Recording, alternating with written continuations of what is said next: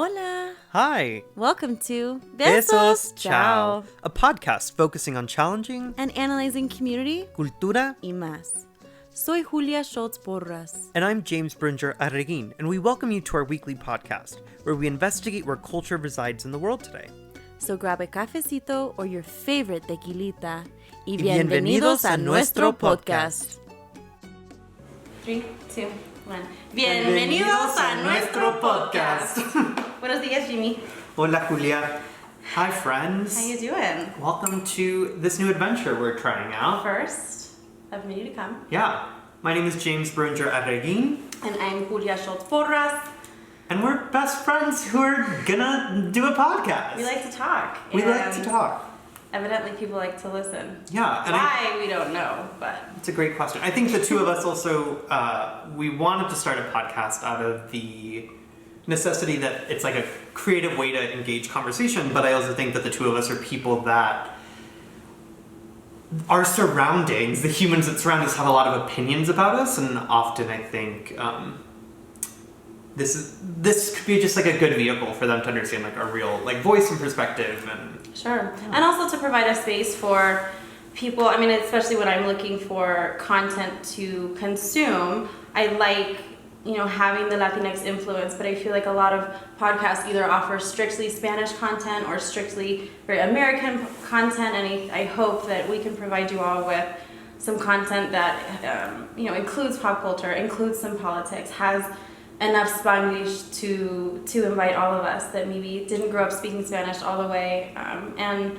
have confidence y orgullo que that doesn't change who we are, right? Absolutely. And that our Latinidad cannot be measured by our, there's no list of, do you speak Spanish? Were you born in X place? Do you, consume X media? So this is from us to you. Yeah. And we're looking forward to it. And we hope you enjoy this adventure. So we're here in this apartment. Yeah, we're inside Julie's apartment. We're drinking some matcha latte. With almond milk and honey. Out of these beautiful, where'd you get these mugs? These are from Anthropology. I love these mugs. So the one I'm holding has the Hamsa, or Hand of Fatima, and then yours has El Ojo. Ojos, I think eyeballs. It's super interesting that like in several cultures there is the sentiment of like mal de ojo, or in Arabic they call it ain, which is somebody looking at you enviously and thus putting on, bad energy or cursing you in a way, which is a great thing to talk about because I've got a story to tell you about envy. So well, the other thing about I love that. The other thing about eyes that I think is really interesting is that it's January 16th. We've been in a pandemic since March 2020. It's January 2021, and since the COVID-19 pandemic, I feel like I look at eyes more than I see anything else these days, and it's like that's a really I don't know if I would have made this I'm drinking a matcha tea latte right now, but I don't know if I would have made that I wouldn't have been able to identify that. That's interesting. And I'm not gonna jump on this podcast and make it like a white people deprecation pod, but white people. Okay, great. Got it. So I want to make the distinction that there is nothing wrong with people of European descent, and that when within my friend group and for the purposes of this podcast, when we talk about white people, we were talking about white culture. If you are Scottish or Danish or have whatever understanding of your background, there's nothing wrong with that. I love that, with Ancestry and all of these different DNA kits, that people are really interested in that much more than they have been historically. White culture to me is no culture. It is not having, a certain food at celebrations that goes against the normal Thanksgiving stuff. It's just American. There isn't really a history. And I find with that, unfortunately, and I think a lot of people of color do, a certain coldness that comes with that. And so to your point about looking in eyes, it's remarkable how many people, I guess, just lack the self-awareness. And so you're walking around with these masks on, and I enjoy smiling at people, and you never know who you're going to connect with, and then you can compliment them or whatever. And these people just look like they're mean mugging you, and they have no awareness of it, and you can't see their face. So maybe they could be smiling, but today I was walking down, and one of the cleaning ladies was going down the hallway, and we both made like 3 different faces. Like our eyebrows were popping up, and there was like a wink going on. There's just all sorts of things, and I was laughing because it's just second nature. Sure. But she's Latina, and so it's a very different, interaction, and it's always buenos días, cómo está bien, gracias, chao, adiós, hasta luego, whatever. And they don't even like live here. But the people that live here that I see all the time, and I'm in an apartment, like don't say anything, avoid eye contact, like. Yeah, and I think the masks have even like created even for myself, like a barrier of like absolutely in trying to become invisible. Absolutely. So just like a little context on who we are. I'm James Byrne-Regin. I was born in Mexico, in Los Cabos, Mexico. I am a theater director. I say I'm a theater practitioner more than anything because theater and like culture and arts are my religion. I'm never like, we'll talk a lot about religion eventually, but organized religion was just not for me. And so I found that through art, and that's a bit about me. That's great. And we should talk about where we met, so that oh, right, that's a good, so theater, we'll put a pin in theater. So we met at Denver School of the Arts 2000. Ooh, we should just not even 12, say that. Okay. 2013. Great. Great. And we were both theater majors there, and we were sort of rivals for a bit, and then became. There was no rivalry on my part. Jimmy just didn't like me and was very rude. But I love you now. Did you enter DSA in 6th grade? I entered DSA in 6th grade. Denver School of the Arts is a 6th through 12 school, and while it is a public school, it's free. It is audition based. It's a performing arts. And it's pretty competitive, and so not to toot our own horn, but it just makes it awesome because the people that are there, it's not like your high school theater class where people are taking it for elective or whatever. I mean, everyone in there is over the moon to be there practicing their art, and I mean, it looks like the movie Fame. Like the dance majors are literally doing pirouettes and like shunnies down the hallway. Like there's art all over the place. That was definitely a highlight of like my life being there. Anyway, so I am Julia Schultz Porras. I was born in North Carolina. It's not really relevant. That sounds weird. I do not endorse the South. And I've been living in Denver. You endorse their food? Definitely. Okay, great. I could just like leave without the racism and like the awful. We're gonna work on it. We're gonna work on it. So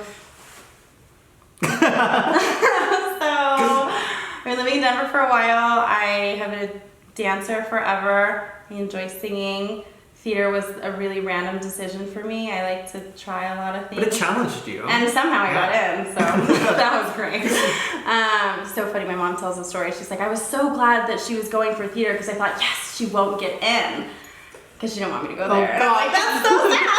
But, so we met there. Yeah. I went to 3 different high schools across 4 years. So. And I think that's a really interesting thing that like we'll sort of talk about is that our friendship, Julie and I have like seen a lot with one another, and like we've been there for a lot of the turbulent childhoods that we lived. And at times they were wonderful as well. But what I think is really exciting about our friendship is that up until, May of this year, because of COVID and everything, I really was mourning the fact that I pushed you away, and we hadn't connected for 2 years. And I moved to Philadelphia, and because of COVID, I moved back, and I was like, why am I going to continue to feel any sort of anxiety or frustration when I'm near this apartment or near the mall or right. And so we're meeting at a point of like we're still on the bridge, right? Yeah. We're still figuring it out. But. Sure. And I think that's the beautiful thing about friendship, right? Like friends that have known each other since 12, 13. Yeah. You are not the same person 1 year versus the next. I mean, there's so many changes, and so I would, advise everyone, if you do have a friend that you've had some conflict with and maybe haven't talked to in a while, reach out. Like, if COVID authentically, definitely authentically and truthfully, and lead with vulnerability. But if this pandemic has taught us anything, it's that we have no idea what is going to happen, and we have no idea when someone's life is going to be in jeopardy. And not to live in fear, but to live in a great presence and gratitude, and just like let's get back to being really human. Yeah.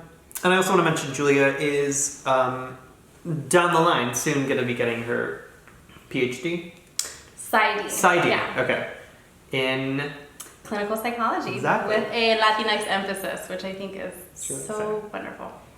Yeah, so we've traveled, not the world, but we'll take on the world We've traveled together. everywhere. Yeah, so... that was sarcasm, by the way. We have not traveled everywhere, but we're culture enthusiasts, and we're excited to share this with you.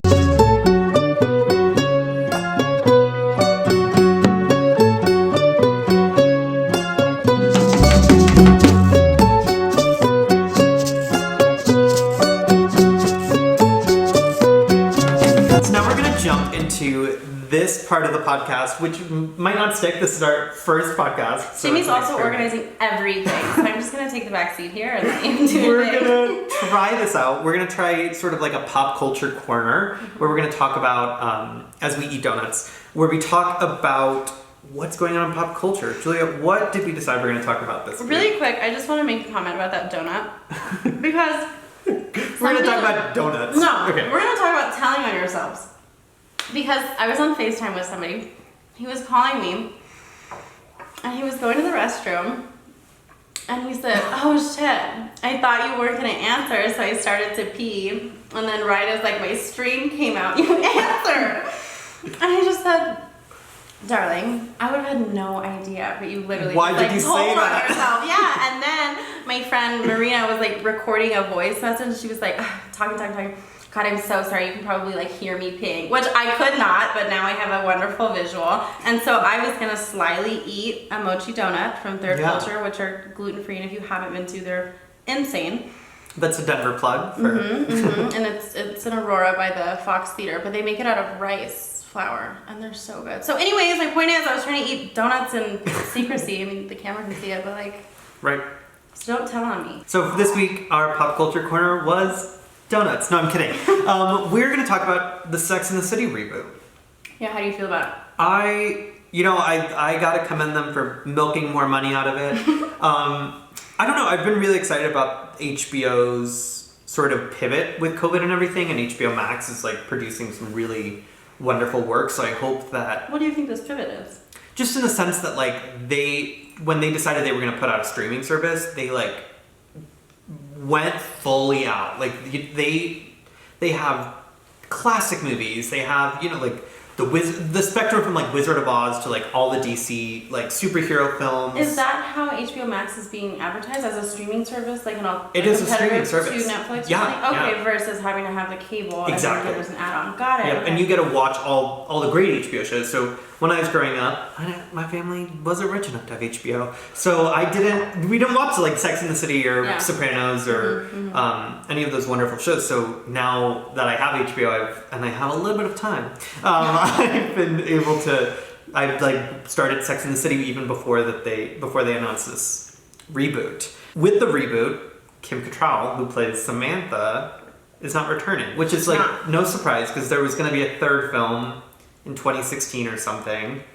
I might be wrong. We're not historians here. Yeah. But then they didn't do it. So when I first heard about her not wanting to be on this new reboot, I immediately thought everyone has a price and they're not getting enough money. It's simple, right? And she has said that it's not worth her happiness. Right. And that's a like valuing time as currency is really important to me. So like commend her on that, right? So, and that was my thought process. Like there's two ways I think we as a public, and it's not really our job to judge, but let's be honest, we are anyways. Is it the route of understanding like, wow, this woman likely has so much money. Yeah. What else do you need? You know what I mean? Like I think there's a lot of studies that show, and this is a number from a couple years back when the study was first done, but like there's this threshold of quote unquote happiness that people, right when they hit about $100,000 to like live comfortably, like the happiness is not greater with an increased income past that point. So I feel like stars probably reach that thing too, where it's like, okay, well, how many freaking sport cars am I gonna have? Or how many closets do I need? How many events do I need to go to like flex this money? And it becomes shallow often, and so I think it's probably a great battle within celebrities' lives to try and find that middle ground. That being said, is she doing it because she's saying, I don't need this. I don't need it. It's not worth the time or the headache. Or is it like some superiority attitude, like she's too good for it, she doesn't need to anymore, like fuck them, fuck the... Ooh, are we cussing on this podcast? Now we are. Welcome to the word Fuck. And sure. And yeah. with the drama with Sarah, The feud. I would love to get to a point of where somebody has to say my full name. Yeah. To talk about me. Like, have you ever called her Sarah? No, because. That's so weird. Yeah, it is. But I guess that's most celebrities. We don't say Kim. It's like Kim Kardashian. Unless you're talking about Kim Kardashian. Sure, or specifically the family. But so is it like you reached full, like the first tier of fame is like full name, and then at the second tier is like you only have to say one name, like Prince. Yeah, I think, well, Prince has always been known as Prince. That's like his artist name. But back to Kim, I want to talk about the perspective of like she's not doing it, that's on her terms, right? And I know that like when they were negotiating the third film, she was only willing to do it if Warner Brothers, which is HBO, would be willing to pick up other shows that she was creating. Oh. And like that was part of the negotiation, and that didn't work out for her. So I'm really fascinated in just the perspective of losing Samantha, because we talked about this a little bit, that Sex and the City, even like I just started the first season. Samantha, her character, is sex, right? Like, and then we see the city through the other three women. Yeah. So what is it going to be like? I think it's great that we get to see these characters. We saw them from their 20s. I mean, they had that spin-off where they were like teenagers. Yeah. We've seen their whole lives. That? I didn't, but I just think it's a cool thing that it's like you can watch this really cool progression of Carrie and Sarah Jessica Parker's character, but we're not going to get that with Samantha. Right. We're not going to get the older perspective of what is it like having sex at over 65. And that would have been really beautiful, because in the film where they go to Abu Dhabi, her like, I mean, I don't think this is a real thing. I know hormones for women can be injected into like a pellet form in your little booty cheeks, and it dissolves kind of like a birth control, like a Mirena, like an IUD where there's hormones in it, and it slowly releases. And I think orally, like you could take something. I don't know about like a rub-on hormone, but like that was how it was in the movie, and it was confiscated. Like the Arabic authorities would have really like done that. I don't know. But so then she was rubbing yams all over herself. Oh, right. Because it like had estrogen. It was, I mean, ludicrous. But I liked that they were being very transparent about what menopause looks like and what that looks like for older women, and having the. And she's so beautiful and like. That's like a very glamorized version of it, of course, but I think she's a wonderful actress, and it sucks that she's not a part of this. And it's interesting. I'm one of as a maker of art, I'm fascinated by the feud and the who's the narcissist in the situation. Absolutely. And the origin story. I mean, like they created that show called Feud by Ryan Murphy, and it was like about feuds in the 1940s with Joan Crawford. Oh, wow. I would love for there to be like a whole series of like different big feuds like that, like Mariah JLO. And so Ryan Murphy. Do not take that idea. Ryan Murphy, if you're looking for an executive producer or showrunner, email me. Okay, so another segment that we're going to try and introduce is something new that we tried this week. And we try a lot of I feel like most of the times when we call one another, it's like, hey, I'm trying this thing. Or like, I have to give you my review. Yeah, we're big reviewers. We are. Do you Yelp review? I Google review. Yeah. Or I'll just tell it as it is. I love writing things, but I don't write bad things. But like if someone, like I get really nerdy, and I'll like ask the server for their name, and then I'll write a whole thing. Like, I do that too. Charlie at like that guy at Park in Philadelphia, Brian. He was so wonderful. He definitely never called his manager. I was way too champagne drunk to like remember. That's a great story. We'll share that one day. Yeah, the Philly trip, Philadelphia during COVID in the summer was a really interesting experience. It was. I lived in Philly. I did my undergrad in Philadelphia. And when we moved to remote learning, I had one semester left, and I was like, Julia, do you want to come to Philly, help me move out of my apartment? So yeah, that was fun. Okay, so anyway, this week, what did you try or learn this week? This week, my girlfriend Bianca texted me and she said, "Hey, have you ever done pole dancing?" And I said, "No." Sounds fun. Again, I've been dancing my entire life, so I love anything that's kind of like dance related, because as a classically trained like ballerina, which sounds awful to say, but I think the love can be taken out of dance for a lot of dancers, especially when you get to a point of like, eating disorders are raging throughout that community. And so all of the restrictions that come around it and having, to look a certain way and wear a certain, tights and leotard, and your bun has to be at a certain angle of your head and no jewelry or only pearls or like, I mean, it's crazy. So I like being able to let loose. And that was really why I got into world dancing. I do belly dance and Brazilian samba and flamenco and salsa, mambo. So Paul was like, okay, sure. I know nothing about that. You like being able to dance and take your hair down. Yeah, and laugh at myself. I think my favorite part of the class was I like fell on my ass and I just couldn't stop laughing. Like it's very good to be in an environment where you can play, and I think yoga really taught me that. Like, when was the last time you really played with something or felt like you were totally fine to flail and fail and not have it affect you, really? You know? I think we do that a lot as kids and we lose it as in adulthood, so I try and find experiences where I can do that. That being said, it was at the San Culpa Collective, San Culpa. I'm saying it Spanish. It's in Sanskrit, and I have no idea what the correct pronunciation is for that. But it's really beautiful. It's a yoga collective with some pole and some dance fitness. That's cool. So you walk in, and it's got beautiful hardwood floors. There's like a lot of poles. There are almost 3 rows, which most pole studios I feel like maybe have 4 to 6 max, and that's a lot. So this was a really big room. And at the top of each pole, they have like a couple leaves, so it looks like you're climbing like into a tree or something, which is really cute. And they had like a palm tree wallpaper, and just really well done. Everyone was wearing masks, but then like booties and tatés were out, which was really an experience. It was fun. And that stuff is hard. Yeah. I don't have upper body strength like that, and so much of it is just like getting up and anything aerobic like that. In high school, talk about like the non-traditional high school experience. We didn't have gym at DSA, or Denver School of the Arts.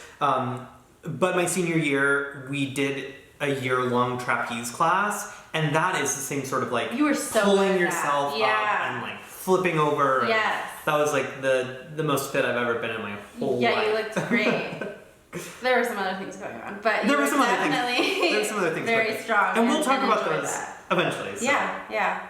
We're gonna open up. That's what you learned this week. Yeah, I liked it. I think it was good. I would have liked some more like booty shaking ratchet music. There was like Ed Sheeran and Taylor Swift going on, which is great. Not really my vibe, but it's first time for everything. And I'm excited to sort of hear from your perspective of doing it, because I've always found I don't even think like pole dancing should be the term. I think there should be a more elegant lyrical way, because it's dance. I think when I had a mentor once tell me that her mother, she grew up in Michigan years and years ago, but she told me that her mother, when she was young, took her to a strip club and she showed her what that was, because she was like, this is dance. I never want you to, from a young age, like I never want you to look at what they're doing as like disgusting or because it's physical. It is physical, but it's an art form. It's demanding. People have no idea. And I'm super into stripper shows because of that. Yeah. Like Hustlers was great to watch. There's P Valley on Stars is fantastic, but very much like a down south. They're in Chucalissa. Yeah. And it's a different vibe, and you see how much these girls struggle, which is really the story of a lot of strippers and why often mothers get into dancing. Yeah. I rated a 6.5 out of 10. Great. I need different music. Hey, you're gonna go back. So. Yeah. This week it's not even something that I learned. It's really what I'm trying to change in my life is that I think it's COVID related, but I'm also a very blunt individual. You? Me? That's crazy. And my love, Eli, we got like a new SodaStream sparkling water situation, and he dropped like an ice cube in it right after he took it out of the like CO2 container and went everywhere. And I was working out, and because I was working out, you're out of breath, and it's just like, what's the first thing that comes to your mind? I asked, where is the Peloton in comparison to the kitchen? Peloton's to the right. I watched the whole thing. I was on the Peloton working out, and I watched him drop an ice cube into it. Like bubbles are going everywhere, and what came out of my mouth was, "Why would you do that?" Just like that too. And that's because it didn't come from a place of like anger. It just was like, I was working out. I hate working out, and I was just more than anything curious. And so I'm trying to like reframe like, how does curiosity sound? Yeah. Especially from someone who's like, I'm a theater director, so when I need to attach myself to something or approach something, I'm very direct and but I need to like not be that as a human and Sure. ask a different question. Or as a lover, right? Or as a lover, the right. way that we show up in our business or the way that we show up for a friend has to be different than the Yeah. way that we show up with someone who has to put up with us all the time, and we And want be there to if you're a support still feel system. tender too. Yeah. So I'm working on changing my vocabulary. What do you think you should have said instead? I think it needs to come from a more, like, when you think of the word curiosity, what do you think of? Why? Exactly. Which is a but problem, it's a little bit softer. So it's like the difference between like come from a place of curiosity, come Yeah, from a or place like, of wonder. Do we need to say anything? No one need no. You know, like what would it look like Yeah. to just be like, damn, in your head? Well, for let me, it it's happen? exactly. I should have been like focusing on whatever the Peloton instructor was yelling at me that Right. day, like words of motivation. I'm and a whatnot, big so. fan of like having the ability to micromanage and like tell somebody how yeah. to do something, but now finding great pleasure in watching them make a mistake. Watch the mistake that I had already projected going to happen, and just smile as they clean it up. Like it's fine. Like we don't have to be That's true. involved Yeah. because I think too often we insert ourselves and like we really don't need to, especially when it comes to like a lover or someone that you're around all the Absolutely. time. Like it's fine to just watch them flail and then you can giggle at them. And sometimes they feel so comfortable because you're not commenting. Yeah. They can look over you and be like, "Did you see that?" And then you can just kind of nod and you laugh together. Sure, It's a sure. moment, you know. Yeah, I need to work on my bluntness, and I just need to and just be aware of like what is the tone that I'm saying this thing, Yeah, right? yeah.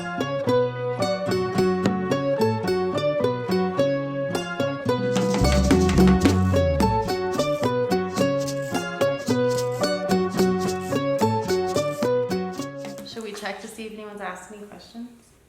Negative. I've got a random photo of this guy who keeps sending me pictures and I don't say anything. Do you know him? Yeah, actually he tried to sell me fake Belma jeans in like 2011 and he said, "Shugs, I'm not buying your knockoff trunk jeans." I hope he hears it. I hope he listens to it and knows exactly who he is.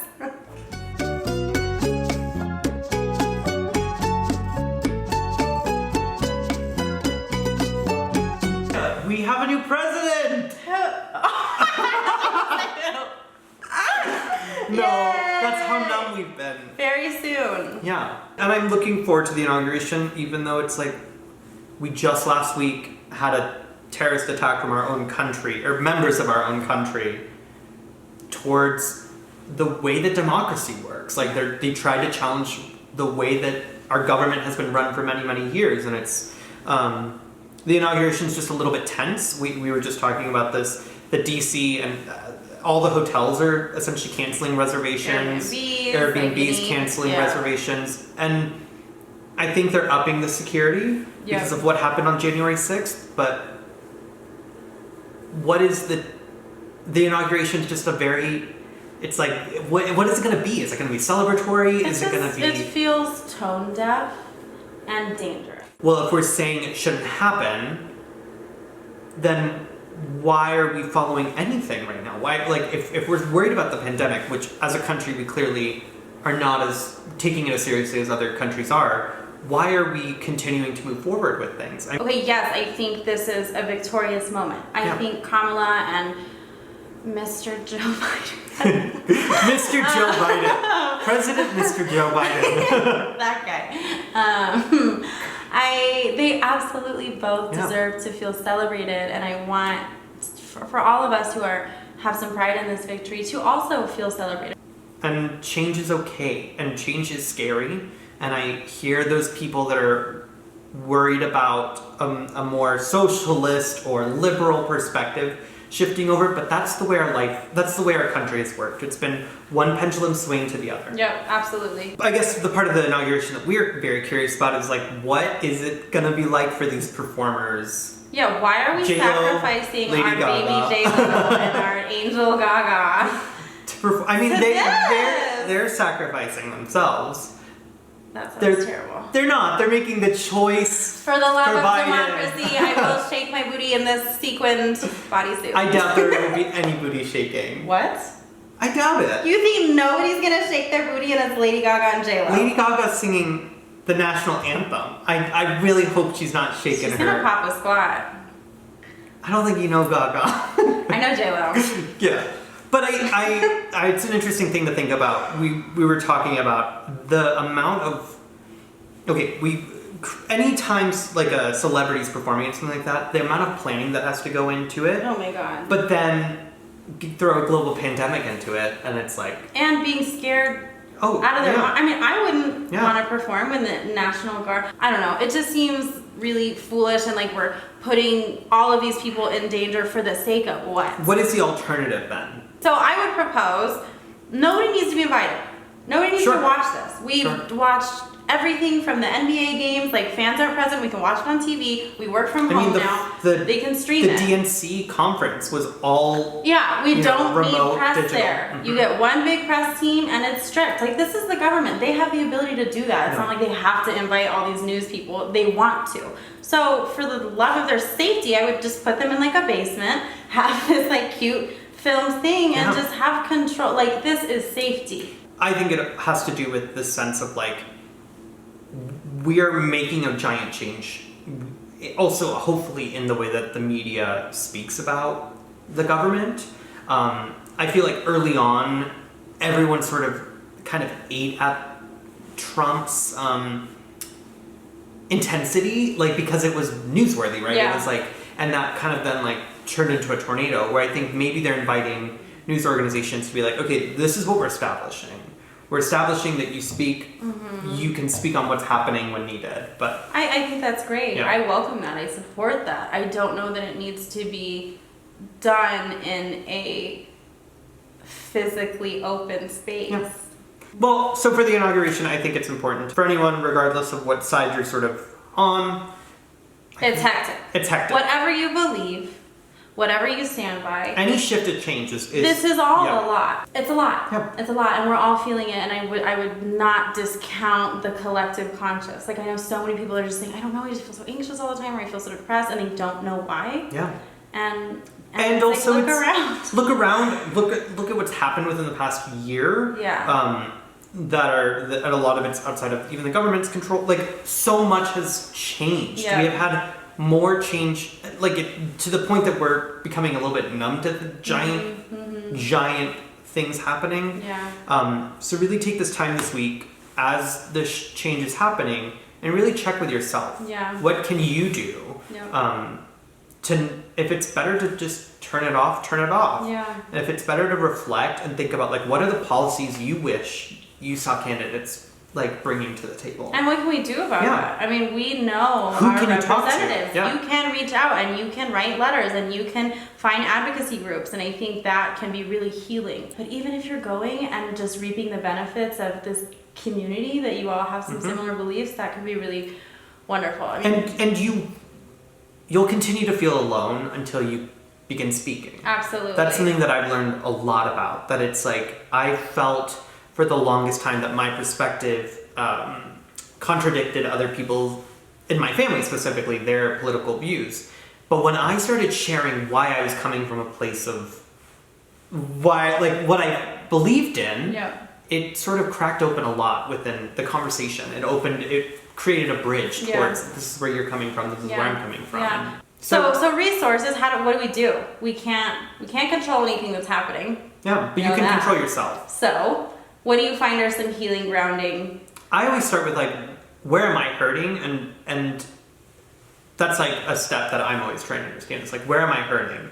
Is my hurt gonna hurt other people? That's like a very clear thing to like identify, especially in this time of like heated change, and really tensive change. It's understanding like, what am I feeling and what is hurting so much that if I say the wrong thing, it's gonna hurt someone. How do you find where you're hurting? Yeah, get your anger out and get your hurt out other ways, right? If that's journaling, for me, it's working out. For me, it's like, I know that I can have a shift of like mindset just Totally. because of endorphins, and that Totally. works for me. That's not for everyone. Totally.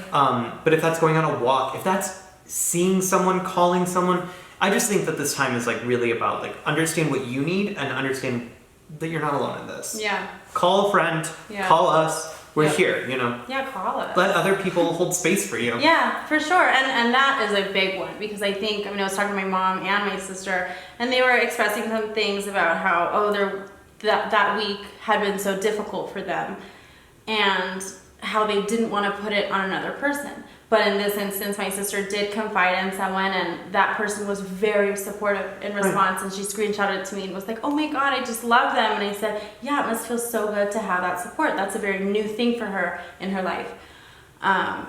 And I find that people are always so much more willing to listen to our bullshit and like complaints and hardships. Yeah, or our or what we think rambling, it is. then there's weight there. That's what I'm trying to say. it's valuable. Mhm. But people want to hear it more than we think, and we think it's gonna put all this weight on them. But really, when we get it off our chest and they hold a little bit of space, you can now be there for that person in turn much more than you would have holding on to all of your stuff. Until we get the toxic, it's like a Brita filter.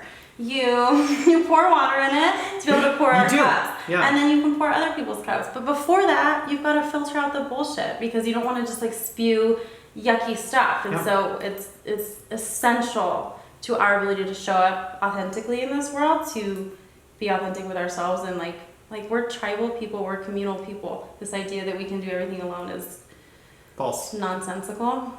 Absolutely. Yeah.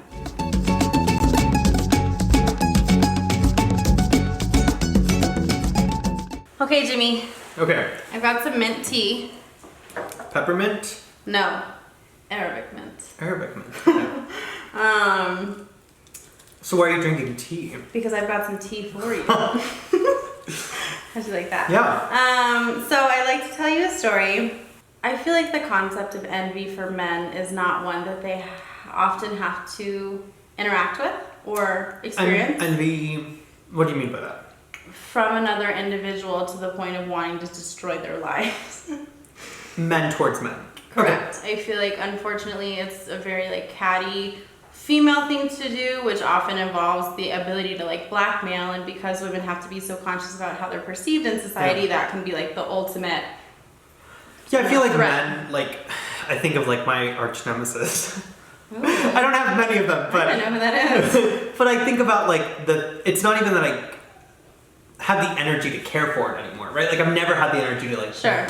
But I have the ability to have an opinion. Absolutely. And those are very different. But I see what you're saying. Where Well, it's like, and my therapist beautifully defined envy as like the overwhelming feeling of jealousy and just jealousy and envy to the point of which they are capable and will do anything to destroy you, right? These are not the people that just look and like they're jealous and they have like like they're not just looking at you and giving you bad vibes. They're like going out of their way to try and harm you or ruin your perception, your reputation. So I've had that happen a few times, and it's really remarkable because it's always by middle-aged women, which is really weird. And the first one I think started when I was like 17. I was very involved with a professional company, and dance company, and I put a lot into that company. I was not being compensated for the work that I did in terms of like staying later to help new company members with choreography, or like helping the director do choreographies, just doing all this extra work because I loved it, right? You wanted to learn. I was 17, you're absorbing everything, and this is fun, absolutely. There was a personal situation in which I was involved with a male individual that she did not approve of, and reached out to him, sent him anonymous emails from an email that was dayofreckoning@gmail.com. I mean, just crazy business. Falsely accused him of having nude photos of us that she was going to report him for. It was just, it was crazy. And again, this is like a dance company leader. Like, she had no business in my personal life. She's a business owner. Absolutely. Yeah. And sent me emails about how terrible my mother was and how I wouldn't be doing certain things if my mother was a better mother. And if you know my mom, like, we are best friends. She is a fantastic mother. She's a friend of the pod. Yeah, y'all will meet her. So it's interesting. I feel like this happens periodically, like every 2 or 3 years, where some middle-aged woman tries to destroy my life. It's quite interesting. So through that, I talk about a book deal. Publishing houses, if you're listening. So most recently, I am, I'm very fortunate to have the financial ability to be under contract for a condo right now. My family and I are not fans of like paying rent to something that you're not, able to walk away with anything. Sure.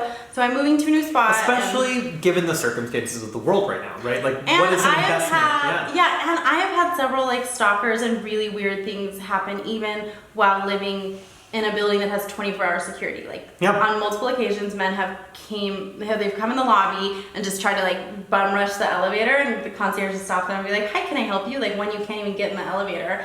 And I received a call a couple of years ago of a really sweet concierge at the time. She was like, "Hey Jules, there's some guys here to see you." And I was like, "Jackie, get their names and make sure they're on camera because I don't know these men. I am not even in the state. Like I was on a vacation. There's no way that they were invited or anything." So, having this safe space is going to be awesome. That being said, I'm working with a realtor who has had a relationship with, a professional relationship with my father for several years. They bought many properties. He enjoys buying properties. But since I was about 12 years old, I've known this individual, and she has not been a fan of me. People are very quick to create a narrative in their head about you and what they think of you, and hence why we started this podcast. And treat you as such. And so, I am a firm believer in the power of, not lowering yourself, but like a little ballet curtsy where you demonstrate some respect to an elder. And so I have never been anything but kind and respectful to this woman, even when she made me feel very uncomfortable. So I hadn't seen her in several years, and when we did the initial walkthrough of this new space, I brought one of my girlfriends, Marina, with me so that it was less uncomfortable. And I went in and I said, "Oh God, I can." There's a third person there to like. Deflect so I saw her and I felt her weird energy, and I just said, "You know what? If we go ahead with this deal, I'm going to be working very closely with this woman. Yeah. I'm going to go out of my way to make sure she understands, 1, I respect her as a woman. 2, I respect her as a professional. And 3, that I would go out of my way to demonstrate humility and my lack of knowledge in this area. I've never bought a house before. I've never had to be in contact with contractors before. I've never done any remodeling. Like, I know nothing about this. And so I always led with like, hey, I don't actually really know anything about that. Can you explain that term you just used? Because I want to make sure we're on the same page. Thank you so much for your expertise. I really appreciate you going out of your way to do X, Y, Z, whatever. Like, I've done my job, okay? Yeah. So we're emailing back and forth. And I ask about the appraisal having been completed or not. And she texts me and she's like, "It's in your email." And he said, "Okay, are you referring to an email from yesterday? I don't have anything from you today." And she said, "Oh, okay, I'll send it again." She forwards me an email, but fails to realize that within the thread that she's forwarded to me includes her bad-mouthing me to the loan manager. So another professional that I'm doing work with to get the loan set up. So there's shit talking going across the handful of people that I'm working with to make this deal happen, which is just... Here's my thing about it, is that it's like my grandfather spent his whole life building businesses of like a variety of things. And his philosophy was, if you are making commission, if you are making money off someone, you have to meet them at like an equal place. Yeah. You gotta put the bullshit aside. Yeah. And especially when you're profiting off of someone, like you're like, this person is going to make upwards of $10,000 on this one deal, and it was a month and a half of work. Right. That, mind you, that's not even every day. That's probably like 6 accumulative days of work. Like, it's nothing. So the email says, "Hallelujah," this person's name. This is the person who talked shit about me writing this. This is the realtor. Yeah, and they said hallelujah to the loan person. Julia was asking me when it would be done. as if it mattered to her. Good Lord. And so it's just like, why wouldn't it matter to me? But that demonstrates how little regard she has for me, even though I have gone out of my way to... Does she know that you have seen that? I don't think she did. So I reached out to my dad and I was like, this bitch is out of her mind. Do something. And, you know, I'm getting very upset and frustrated because it's just disrespect. I don't need validation from this woman. I don't need her to talk nicely about me to feel good. But to disrespect me as a client? No. You know, we all work with people we don't like. That's why it's called work. You know what I mean? So then she sends me an email in the morning and says, hello, Julia and John, my dad. Here it is once again on a clean thread. So she's sending the attachment without anything else. And I replied, she goes by a nickname, a shortened nickname. In this email, I wrote her full name, to be very clear. Let's say her name's Nicole, you called her Nikki. Yes, and she signs she signs the email Nikki. Great. So I said, Nicole. Great. Are you considering this a clean thread because it is an independent email with the attachment, or because it doesn't include the nice email you sent to insert loan manager, defaming me? I would at minimum expect an apology, if not coupled with an explanation for your lack of professionalism, if it is, in fact, the latter, Julia. And she clearly did not know that she had done that, so the clean thread was the former. She was just like sending an email. Calls me like so fast, and I'm working. I don't have time to deal with your bullshit that you fucked up. So I'm gonna let you sweat it for the day and like be nervous, because that is maximally disrespectful. And if we hadn't already put money down, I would have cut her out of the deal so fast. But then that's like shooting myself in the foot, because we have to start over and do more paperwork. I don't want to do that. My pride doesn't need to do that. So she called and I was like, I'm in a meeting at the moment. She was like, okay, please call me at your earliest convenience. Okay. Calls me again at lunch. And I don't answer. Calls me a third time by like 3 o'clock, and I said, Nicole, I have a full days of work and I am simultaneously babysitting my 2 nephews. I will call you after 5. But so to me, it was just like the ultimate admission of guilt.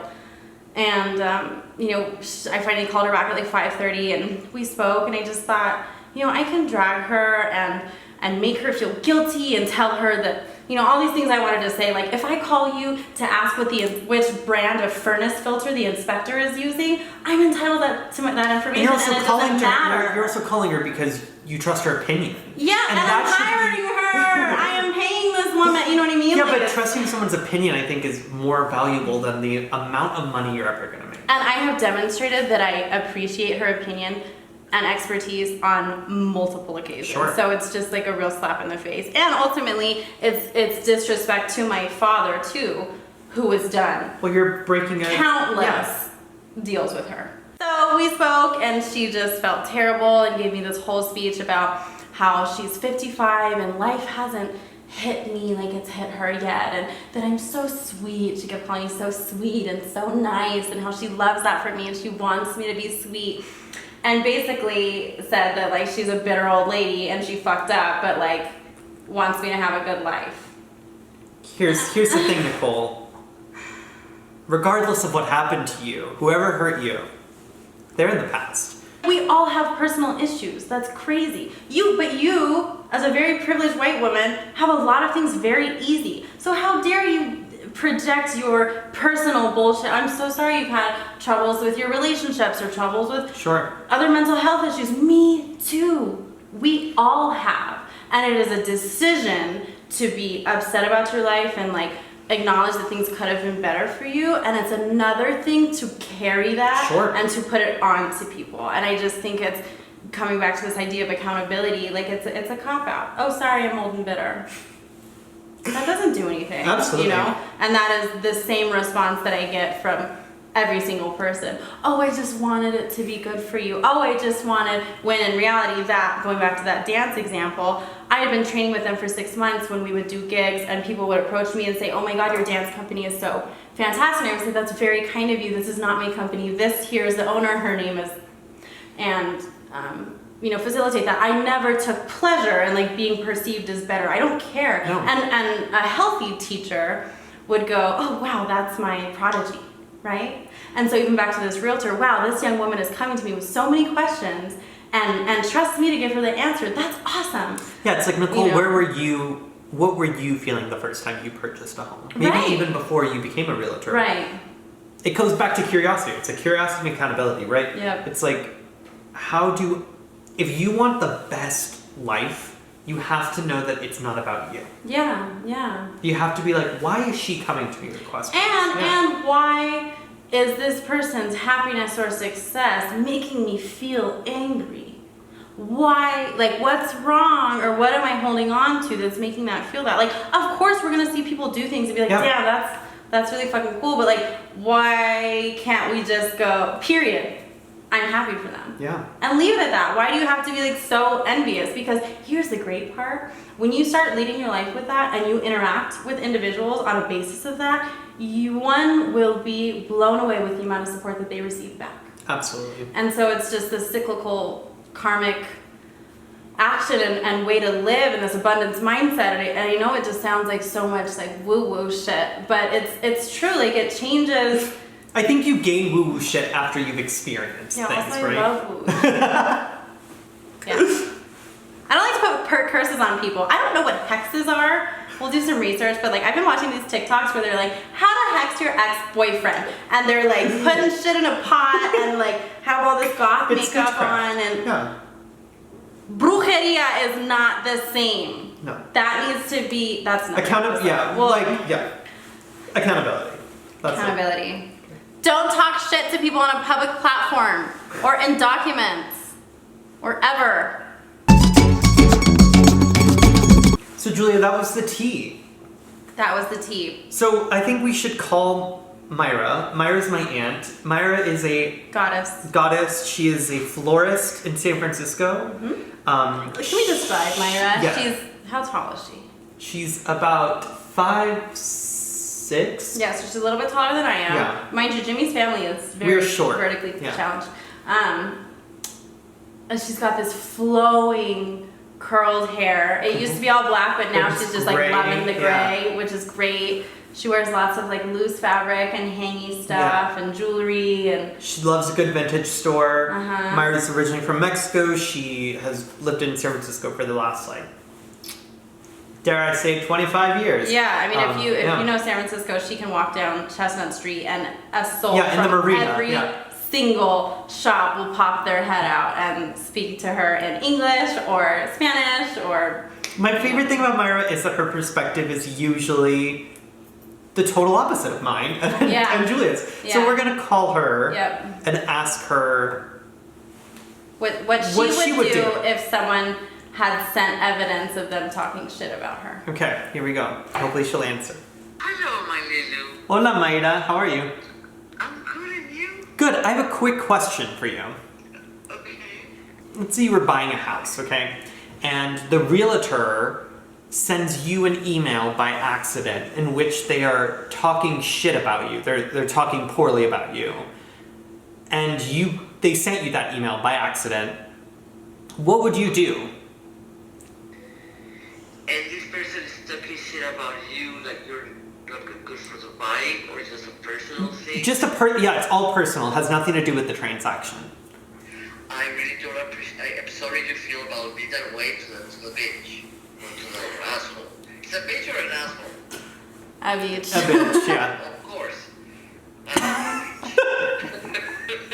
Of course, always a bitch. It's so sad though, because men don't really shit talk each other like that. No, they do not. I mean, they do. Maybe Trump and.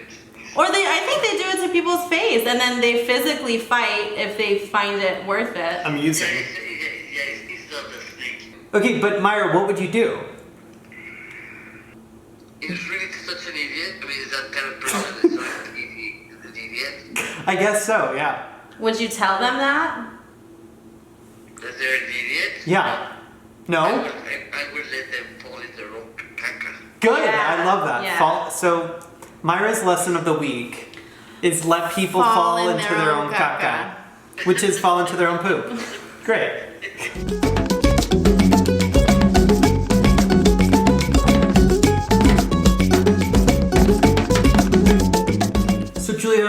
let's hope the best for Nicole beyond this transaction, right? Yeah. I mean, I hope she learned her lesson, and like, if it were me, I would be glad to learn the lesson the way I handled it. Yeah. Like, I don't. Well, it's a good reminder for you of like, what am I sending in emails, right? Like, it's the small things, right? Yeah. It's like, look at the details. Yep. So hopefully. Also, do you want that documented?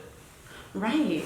And like, I don't want to endorse shit talking and be like, if you want to go to happy hour and talk with your girls, like, be my guest. But truthfully, like, if you're gonna be small, at least. But be know where small you are too. Exactly. It's like there's a thing in the theater industry, like in New York, you don't talk shit about shows.